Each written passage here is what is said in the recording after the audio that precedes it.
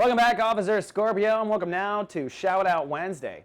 Post a comment on YouTube or the Mothership or a question on a Wednesday. I'll do my best to shout back 1 week later.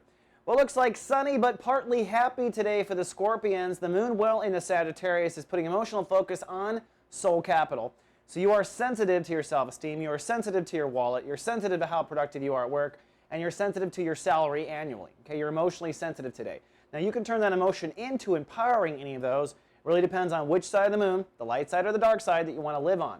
But there's also some fear bubbling up because in the next 24 hours, we have a temporary fear Bermuda Triangle going on because that moon in Sagittarius is squaring the Venus-Uranus conjunction in Pisces and squaring Saturn retrograde in Virgo.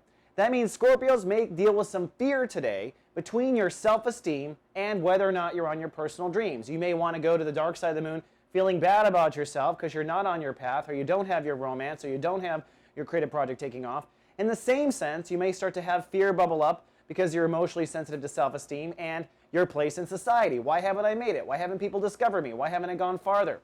In either case, it's just fear. And we can't let ourselves be ruled by fear, Scorpio. We need to live in the light. And the real, I think, breakthrough is that Venus-Uranus conjunction. In the next few days, I'm expecting Scorpios to have a creative breakthrough in the way they look at their personal dreams. Maybe you only see it manifest one certain way. Maybe you'll get everything you want if you look at it slightly differently. Maybe you should date a brunette instead of a blonde and you'll still be happy. In some regards, there's a creative breakthrough to happen with Scorpios when it comes to how they approach personal dreams and romance. And I think that is the ticket out of your fear. Then finally, for our shout out, it goes to Roberta on the Mothership, who asked the question, now that Jupiter has moved into Aquarius, into the 4th house, the house of home and family for Scorpios, does that mean that they will be lucky when it comes to drawing in relationship? A lot of Scorpios concerned with drawing in relationship. Let me separate the peas and carrots here, Roberta. I do think that when it comes to breakthrough in romance, it's going to come down to that Venus-Uranus conjunction.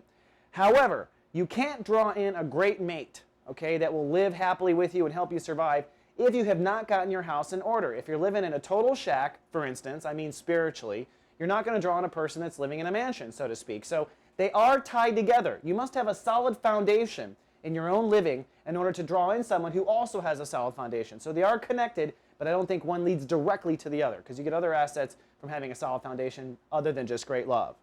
All right, that's all we have for Shout Out Wednesday. See you tomorrow with more, Scorpio. Live, love, be.